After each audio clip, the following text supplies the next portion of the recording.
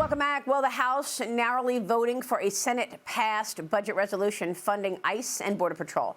That after a 5-hour open vote, it marks a crucial step in the reconciliation process after the Department of Homeland Security funding, of course, lapsed back in February.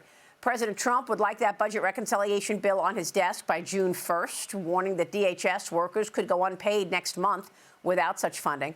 The House also voting to pass a 3-year extension of FISA's Section 702, leaving the Senate a little time to act before tonight's expiration deadline. Senate Majority Leader John Thune expecting to only pass a short-term reauthorization of 702, saying that it will have a tough time in the upper chamber if an anti-central bank digital currency provision is attached. Joining me now is Florida Congressman Randy Fine. Congressman, good to see you. Thank you so much for being here. Are you expecting to get this on the president's desk by June 1?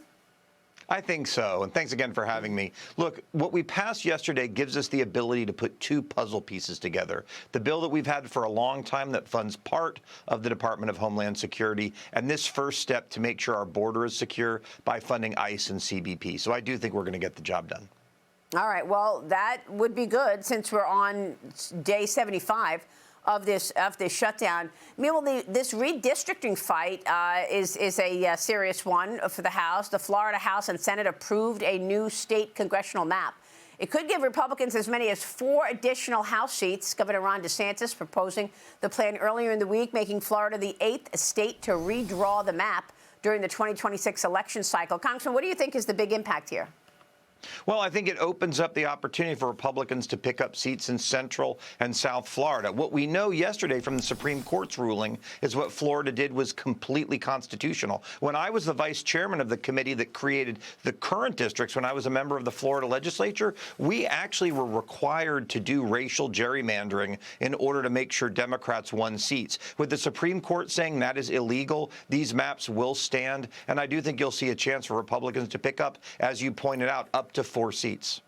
Yeah, I mean, that's a big deal for Florida after, of course, Virginia Democrats last week voted, and that vote helped the Democrats in Virginia. Where does that stand right now? Do you know, in terms of the Virginia ruling?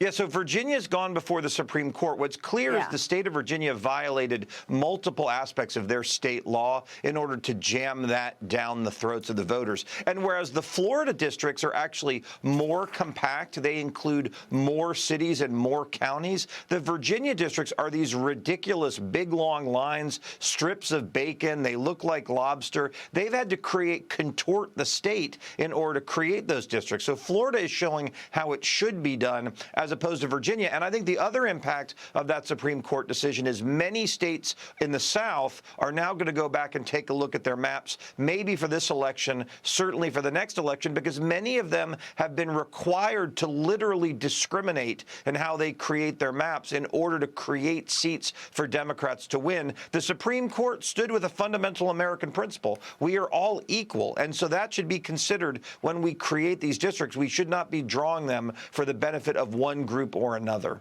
Yeah, it's really fascinating. I mean, obviously, it's based on the census. It's taken every 10 years, 435 congressional districts.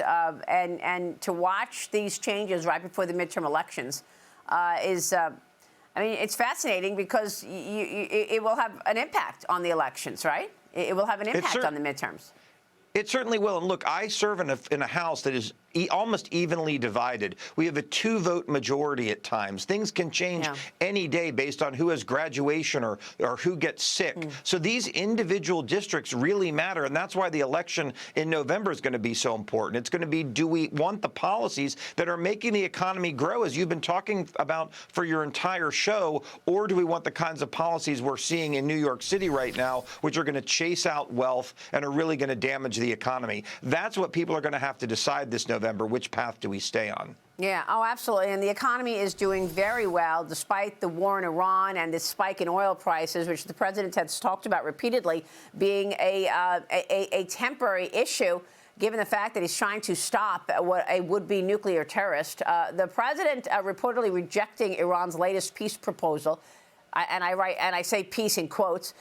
The president said that the U.S. Navy blockade will persist until they reach a nuclear deal. Secretary of War Pete Hegseth testified before lawmakers for the first time since the Iran conflict began, saying that spending for the entire operation is actually less than the Pentagon's estimate of $25 billion. Congressman, you're a member of the House Foreign Affairs Committee. What do you expect in terms of paying for this war and where that defense spending money is going to come from?